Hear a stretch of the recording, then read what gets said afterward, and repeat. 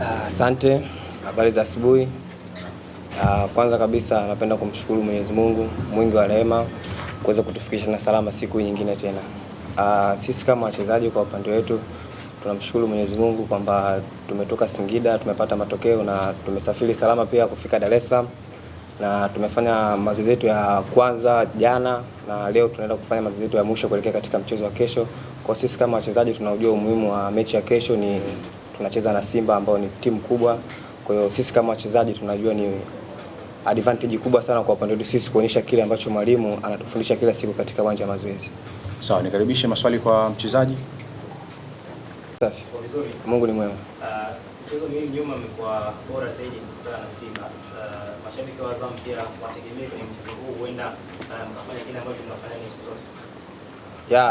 Kwamba michezo miwili ya tulikutana nao nyuma tulikuwa vizuri pia, na tunaamini pia kupitia mchezo wa kesho tutafanya vizuri, kwa sababu mwalimu katika michezo ambayo mingine imepita mwalimu alishaona kwamba tumeteleza sehemu gani na tumefanya vizuri sehemu gani, na tumerekebisha katika kila idara ambayo wenyewe walimu anaona.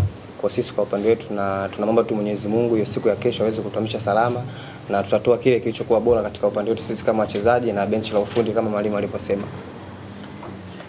Huwa tunazungumza nini mkiwa na wachezaji wenzao kutokana na bora wa Simba hivi sasa kwenye mchezo huu? Wakati tunazungumza mambo mengi kwa sababu tunajua Simba ni timu kubwa na sisi kama Azam tunajiandaa kucheza na timu kubwa kama hizi. Kwa hiyo hata sisi wenyewe pia sisi ni timu kubwa.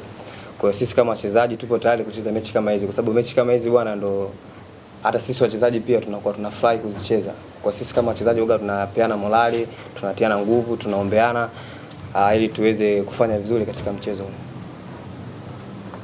Swali la tatu kwa mchezo nzuri, japokuwa kwamba tulipocheza na michezo hii mingine iliyopita hakuwa mwalimu huyu ambaye amekuja sasa hivi. Kwa sisi kwa upande wetu kwamba tunaendelea kupambana na kuonyesha kile ambacho mwalimu anatufundisha kila siku katika uwanja wa mazoezi. Kwa sisi kama wachezaji tupo tayari kupambana katika mchezo wa kesho na kuonyesha kile kilichokuwa bora kwa upande wetu, kwa sababu mechi ambayo ni tunacheza nyumbani kwetu. Sawa, swali la mwisho kwa mchezaji kama lipo.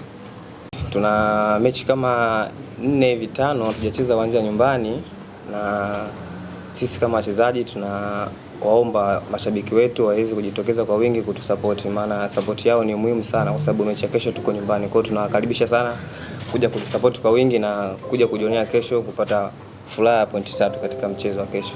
Nikushukuru sana na niwatakie kila la heri kuelekea mchezo wa kesho.